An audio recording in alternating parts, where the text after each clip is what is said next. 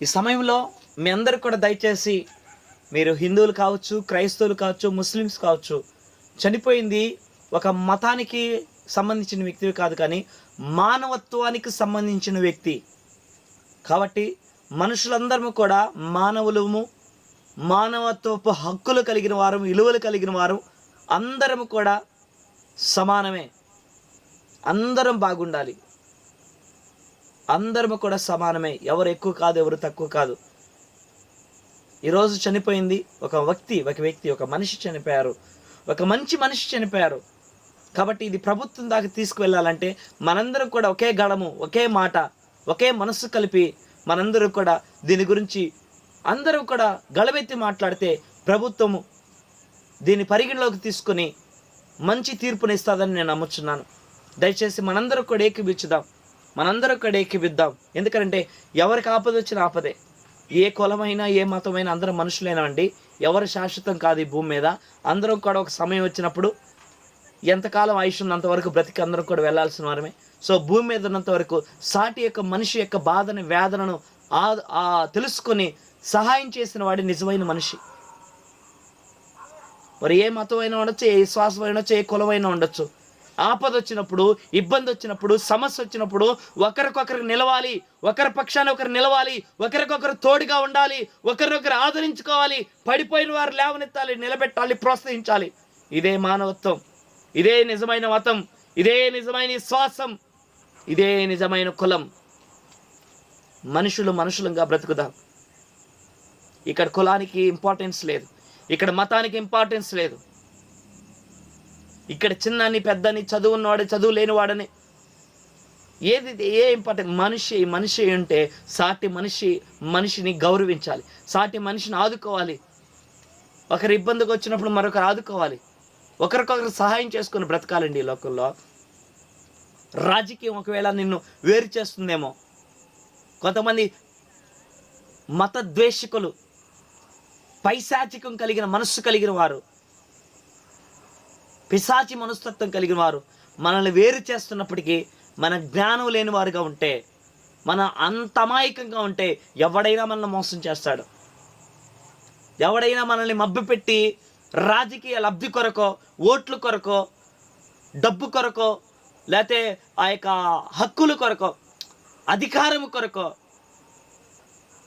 నిన్ను మభ్యపెట్టి అమాయకుని చేసి మనకి తగువులు పెట్టి, మనకి భేదాలు పెట్టి, మనకి ద్వేషాలు పెట్టి వాడు డబ్బు సంపాదిస్తాడు, వాడు అధికారం సంపాదిస్తాడు, వాడు రాజకీయ నాయకుడు అవుతాడు, వాడు భవిష్యత్తు బాగుంటుంది. కొట్టుకొని చచ్చేవారు మనమే, పాడైపోయేది మన సమాజమే.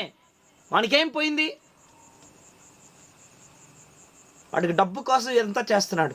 వాడికి యూట్యూబ్లో వేరే కంటెంట్ దొరక్క, లోకంలో వేరే కంటెంట్ దొరక్క మతాల మీద స్విచ్ పెట్టేటువంటి వారు వస్తున్నారు, మతాల మధ్య, విశ్వాసాల మధ్య రెచ్చగొట్టేవారు వస్తున్నారు, సమాజాన్ని పాడు చేసేవారు ఇంకా ఈ యొక్క రాష్ట్రం తయారవుతున్నారు. ఒకరిని చూసి ఒకరు తయారవుతున్నారు. పోలీసులు నిమ్మకి నీరెత్తినట్టుగా ఉన్నారు. రాజకీయ నాయకులు నోరెత్తి మాట్లాడట్లేదు. మొత్తం ఒకరికొకరికి పొడుచుకొని చేస్తే, ఒకరికొకరికి తగలబెట్టుకొని చేస్తే అప్పుడు పోలీసులు వస్తారు, అప్పుడు రిపోర్ట్లు తీసుకుంటారు, అప్పుడు రాజకీయ నాయకులు వచ్చి చచ్చిపోయిన శవాల మీద రాజకీయం చేస్తారు. అమాయకంగా పాడైపోయేది నువ్వు నేనే, అమాయకంగా పాడైపోయేది మనమే. రాజకీయ నాయకులకు పట్టదో, పోలీసులకి అధికారం కొరకు పట్టదో. వారు అధికారంలో ఎవరైతే ఉన్నారో వారు మనుషుల కోసము ఉద్యోగం చేస్తున్నట్టుగా, అధికారంలో ఉన్నట్టుగా నాకు కనిపించట్లేదు. దయచేసి వారు రాజకీయ నాయకుల యొక్క కొమ్మును కాస్తున్నారు. రాజకీయ నాయకుల యొక్క వారి యొక్క అభివృద్ధి కొరకు వారు పాటుపడుతున్నారు. వారి డబ్బును కాపాడడానికో, వారి ఇంటిని కాపాడడానికో, వారి అధికారం కాపాడడానికో వారు వెంట పరిగెట్టేటట్టుగా ఉన్నారు అనిపిస్తుంది నాకు. దయచేసి నీవు నేను కన్నులు తెరవాలి, మన కళ్ళు తెరవబడాలి. ఇప్పటికైనా సినిమాలు తీసేటువంటి డైరెక్టర్లు వారి డబ్బు కోసం చేస్తున్నారు. హీరోలు కానీ, హీరోయిన్స్ కానీ వారు కూడా మతాల మధ్య చిచ్చులు పెట్టడానికి లేచున్నారు, విశ్వాసాల మధ్య తగ్గులు పెట్టడానికి వచ్చినారు. ఎవరి విశ్వాసం అయినా సరే మంచి భక్తినే కదా నేర్పిస్తుంది. నీతిగా బ్రతకమని, పరిశుద్ధంగా జీవించమని, ఎవరికి హాని చేయొద్దని, ఒకరినొకరు గౌరవించమని, ఒకరొకరు పరామర్శించమని, ఆపదలో ఉన్నప్పుడు ఒకరొకరు ఆదుకోమని, మంచిగా బ్రతకమని, త్రాగవద్దనో తిరగవద్దనో చెడు పనులు చేయొద్దనో పరుల జోలికి వెళ్ళి హాని చేయొద్దనో ఇదే కదా నేర్పిస్తుంది.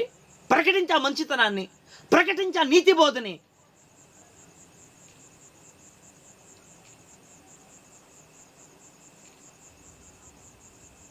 నీతిని బోధించు, భక్తిని బోధించు, మంచితనాన్ని బోధించు. దేశం ఇచ్చే విధంగా మాట్లాడద్దు, అసూయ కలిగించే విధంగా మాట్లాడద్దు. నువ్వు చిన్నవాడవైనా నేను పెద్దవాడవైనా, నువ్వు మెజారిటీని నేను మైనారిటీ అయినా, ఈ మైనారిటీలో ఉన్నవారు 100 మంది చాలు, ఆ మెజారిటీలో ఉన్నవారు 10 మంది చాలు. 10 కోట్ల మందిలో వేయాల్సిన అవసరం లేదు. 10 మందిలో అయితే చాలు. అటు ఇటు మొత్తం అల్లకోలం వల్ల అయిపోద్ది. ఈరోజు నేను మెజారిటీ అని విర్రవెగుతున్నావా? ఆ మైనారిటీలో ఉన్న 10 మంది చాలరా? ఈ మెజారిటీలో ఉన్న ఒక 5 మంది చాలరా మొత్తం పాడు చేయడానికి? మైనారిటీ అంటే 10 మందే ఉంటారు అనుకుంటున్నావా? కనీసం ఒక కోటి మంది అన్నా ఉండరా? ఒక 10 లక్షల మంది అన్నా ఉండరా? ఆ 10 లక్షల మంది అవసరమా? 1,00,000 మంది కూడా అవసరం లేదు, 1000 మంది కూడా అవసరం లేదు. 10 మంది చాలు. చెడగొట్టేవాడు 10 మంది ఉంటే చాలు. మొత్తం అల్లకొలంలో అయిపోద్ది. మేము లేస్తే ఎవరు లేస్తే 10 మంది లేస్తే చాలండి, ఎవరో లేయాల్సిన అవసరం లేదు.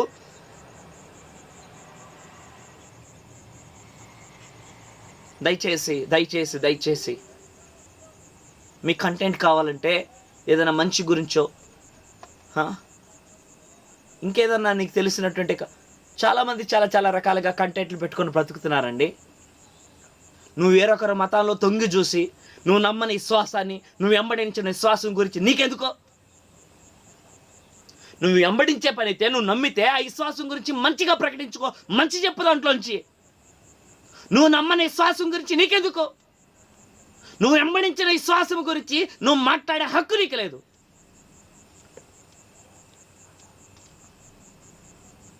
ఎవరిని నెచ్చకూడదామండి? సమాజాన్ని ఏం చేద్దాం అనుకుంటున్నాను? సిగ్గు లేదా నీకు? మనుషులు పాడు చేయడానికి, మనుషులు రెచ్చగొట్టడానికి. వాడు తినేది ఉప్పే, ఈడు తినేది ఉప్పే. వాడు తినేది కారమే, ఈడు తినేది కారమే. వాడికి రోషం వస్తుంది, ఈడికి రోషం వస్తుంది. ఎవరికేం కొమ్ములు రాలేదు ఇక్కడ. ఓర్చుకున్నామని సహించుకున్నామని ఎవరైనప్పటికీ, ఏ మతంలో, ఏ విశ్వాసాలు, ఏ కులంలో ఉన్నప్పటికీ ఓర్చుకుంటామని మాట్లాడుతూ పోతే దేశం వచ్చేటట్టుగా, అసూయ ఇచ్చేట్టుగా, ఆ ఉద్రేకం, ఆవేశం రేపించేట్టుగా మాట్లాడితే ఏదో ఒక రోజు తిరగబడరా? ఏదో ఒక రోజు తిరగబడి మొత్తానికి వాడు ఏదన్నా ఒక ఉగ్రవాదులుగా, తీవ్రవాదులుగా తయారైతే జవాబుదారి నువ్వు అవుతావా? అప్పుడు సమాధానం ఏం చెప్తావు? ఒకడికొడు పొడుచుకొని చస్తే చూస్తూ నోరు పెట్టుకుంటావా? మనిషివి కదా నువ్వు? సంఘ క్షేమం కొరకు కదా నువ్వు బ్రతకాల్సింది? సమాజ క్షేమం కొరకు కదా నువ్వు బ్రతకాల్సింది? నలుగురికి మేలు చేయడానికి కదా, మనుషుల సమానత్వం కల్పించడానికి కదా నువ్వు మాట్లాడాల్సింది? మంచి గురించి, నీతి గురించి కదా నువ్వు మాట్లాడాల్సింది? పాడైపోతున్నవాడు బాగు చేసే మార్గంలో కదా నువ్వు నడిపించాల్సింది? మతాల మధ్యలో చిచ్చులు పెట్టే ఇది ఒక నీ బ్రతుక? ఇది నీకు ఒక జీవితమా? నువ్వు ఒక మనిషివేనా?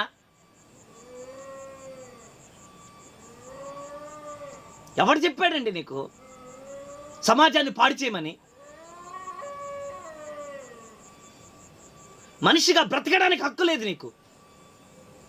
ఈ భూమి మీద, ఈ భారతదేశం మీద భిన్నత్వంలో ఏకత్వం కలిగినటువంటి ఈ ఇంత మంచి గొప్ప భూమి మీద, ఈ భారతదేశం మీద మనిషిగా బ్రతకడానికి హక్కు లేదు నీకు. మనిషిని మనిషిగా చూడలేనటువంటి పురుగు నువ్వు, జంతువు నువ్వు.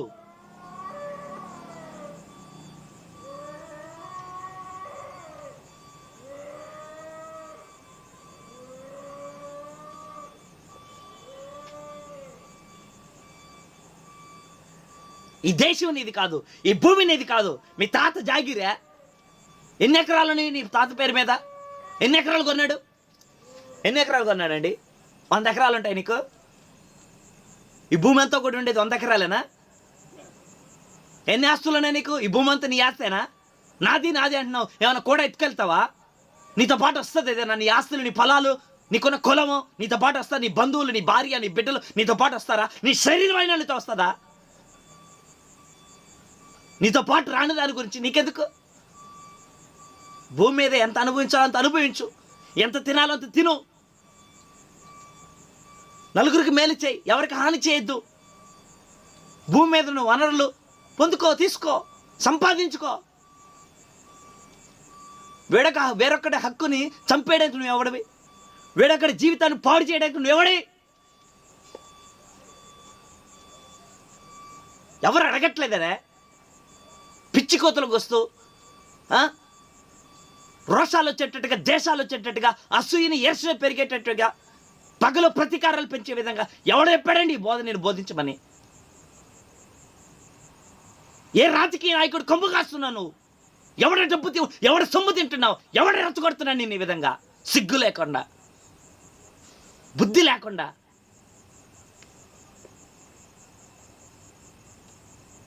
రేపు ఒకటి పట్టుకుని చచ్చిపోతుంటే మేము తగ్గం, మేము ఇంతే. ఎంతకాలం బ్రతుకుతావు ఈ భూమి మీద నువ్వే? శాశ్వత కాలం బ్రతుకుతావు? ఈ ఏళ్ళ బ్రతుకుతావా? నిత్యమైన ఈ భూమి మీద బ్రతికే స్థితి ఉందా నీకేమన్నా? పరిపాలించడానికి ఈ భూమిని ఏమన్నా? ఏదో ఒక రోజు పోతాం కదండి మనమైనా. బ్రతుకున్నంత వరకు నలుగురు బ్రతుకున్నాళ్ళు బాగున్నాళ్ళు కోరుకోవద్దా? నిజంగా ఈ భూమి, ఈ భారతదేశం యొక్క సొమ్ము నువ్వు తిని ఉంటే, ఈ భారతదేశంలో పంట నువ్వు తిని ఉంటే, నిజంగా పంట నువ్వు తిని ఉంటే, ఈ భూమికి, ఈ మనుషులకి మేలు చేసేవాడిగాను ఉంటావు. నలుగురికి సమానమైన హక్కులు పంచే విధంగాను ఉంటావు. సమానత్వం కలిగినటువంటి వ్యక్తిగాను ఉంటావు. మానవత్వం గురించి మాట్లాడే మనిషిగాను ఉంటావు. అందరినీ కూడా సమానంగా చూడని మనసు నీకు ఉంటుంది.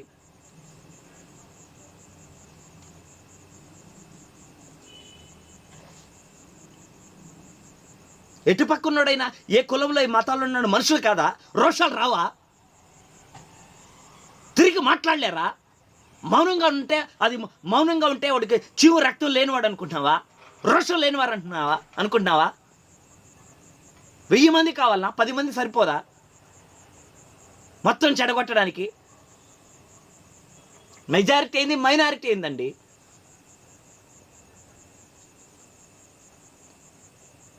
దయచేసి సమాన హక్కుల గురించి మాట్లాడు, మానవత్వ విలువల గురించి మాట్లాడు, మంచుల గురించి మాట్లాడదాం. ఒకరి విశ్వాసాలు ఒకరు గౌరవించుకునే విధంగా మనం మాట్లాడదాం. ఒకరికొకరు మంచి చేసుకుందాం. పడిపోయిన వారిని లేవనెత్తుదాం. దిక్కులేని వారిని ఆదరించుదాం. నలుగురికి మేలు చేద్దాం. సమాజాన్ని ఒకటి చేద్దాం. అందరూ కలిసి అన్నదమ్ములుగా కదిలిపోయి దేశం యొక్క అభివృద్ధి కొరకు ప్రయాసపడదాం. భారతదేశం యొక్క మంచితనాన్ని, గొప్పతనాన్ని 10 మందికి మనం వివరిద్దాం. భిన్నత్వంలో ఏకత్వం కలిగిన దేశం ఇది. ఈరోజు ఇంత దేశాలు ఎందుకు వస్తున్నాయి? ఏ రాష్ట్రంలో లేని గొడవలు మన రాష్ట్రంలో ఎందుకు? తమిళనాడులో ఉన్నాయా? కేరళలో ఉన్నాయా? ఎలాగా?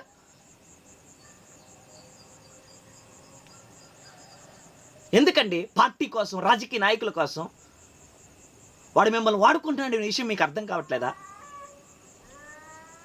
వేరొక మతాన్ని, వేరొక కులాన్ని బూచిగా చూపించి ఓట్లు వేయించుకోవడానికి కదా ఈ ప్రయత్నం అంతా. ఎంత తీసుకున్నదంట నువ్వు? ఎంత ఇస్తున్నాడు నీకు? ఈ మీడియా ఛానల్స్ కానీ, మైక్ పట్టుకున్న జర్నలిస్ట్ అని అందరూ సమానంగా చూడాలని నీకు తెలీదా? నీ జర్నలిజం నీకు నేర్పించలేదా? మనసు మీద, గుండెల మీద చేసుకొని చెప్పు. దేనికోసం నువ్వు ప్రగడుతున్నావు?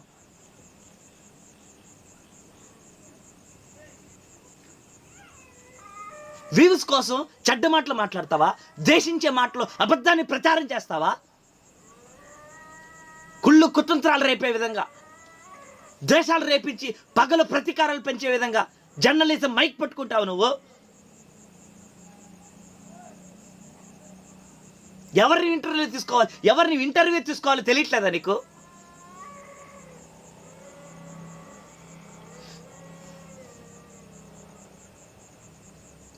ఆ రాజకీయ నాయకులకు సిగ్గులేదు. ఓట్ల కోసం వారు కొమ్ము కాస్తారు. ఎవరైతే ఎక్కువ ఓట్లు ఉన్నాయి అటు పక్క మాట్లాడతారు. నేను మంచి ఉన్నా చెడ్డు ఉన్నా సరే అటు మాట్లాడతారు. మేము నీ పక్కన ఉంటే నీ అండగా ఉంటామని ఏదో మొత్తానికి కళ్ళబుల్లి కబుర్లు చెప్పి ఓట్లు వేయించుకోవడానికి, వేరొక మతాన్ని, వేరొక విశ్వాసాన్ని, వేరొక కులాన్ని బూచిగా చూపించి ఓట్లు వేయించుకోవడానికి చేసే ప్రయత్నం అది. అమాయకంగా ఇంత మోసపోతున్నారా ప్రజలు? ఆ మాత్రం జ్ఞానం లేదా? చదువుకోలేదా మనం? ఈ భూమి మీద పుట్టినటువంటి రోషం కలిగిన మనుషులం కదా? భారతదేశ పౌరులం కదా? అడగడానికి హక్కు లేదా మనకి?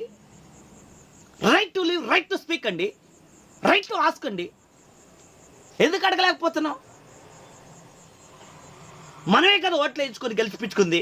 మనమే కదా ఓటు వేయించుకుని గెలిపించుకుంది. మరి వాడు తప్పుదవ తీర్పు తీరుస్తుంటే, సమాజం అంతా పాడైపోయే విధంగా అక్కడ కోతలకు వస్తూ ఉంటే, వాడు మౌనంగా ఉంటే, అధికారి మౌనంగా ఉంటే, వాడిని అడిగే ప్రశ్నించే హక్కు లేదా మనకి? చూస్తూ ఊరుకుంటావా? ఏమైపోతా నాకెందుకంటే అది నీ ఇంటి దాకా వస్తే, నీ బిడ్డల దాకా వస్తే అది ఎంత బాధ, ఎంత వేదన. అంత దూరం రాక మునిపే ఈరోజు గళమెత్తి మాట్లాడు, ఈరోజు నోరెత్తి మాట్లాడు. సమాజాన్ని ప్రశ్నించు, రాజకీయాన్ని ప్రశ్నించు, అధికారాన్ని ప్రశ్నించు. మార్పు అనేది మొదలవ్వాలంటే మొదట నీ ఇంటి నుంచి, నీలో నుంచి మొదలవ్వాలి.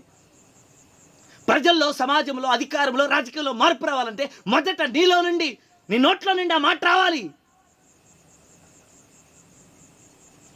ఆ మార్పు నీ నుండి మొదలవ్వాలి. నువ్వు మాట్లాడితేనే, నువ్వు పెదవిప్పితేనే, నువ్వు గళమెత్తితేనే, నువ్వు నోరెత్తితేనే సమాజంలో మార్పు వస్తుందండి. నిన్ను బట్టి ఇంకొకడు మారుతాడు, నిన్ను బట్టి ఇంకొకడు మాట్లాడతాడు, నిన్ను బట్టి నిజమే కదా నీతో బట్టి ఏకీపిస్తాడు. నేను కించపరచడానికి కాదు దయచేసి. సమాజం పాడైపోతుంది. ఇంకొన్ని నెలలుంటే, ఇంకొన్ని సంవత్సరాలుంటే ఒకరికొకరు తగలబెట్టుకోవాల్సి వస్తుంది. ఒకరికొకరు నాశనం చేసుకునే దినాలు రాబోతున్నాయి. ఒకరికొకరు పాడైపోయేటువంటి దినాలు రాబోతున్నాయి. తగలబెట్టుకునే దినాలు రాబోతున్నాయి.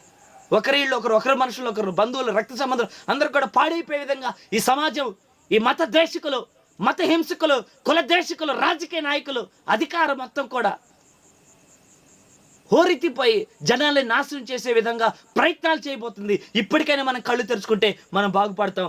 జై హింద్, జై భారత్. అందరికీ వందనాలు. Praise the lord.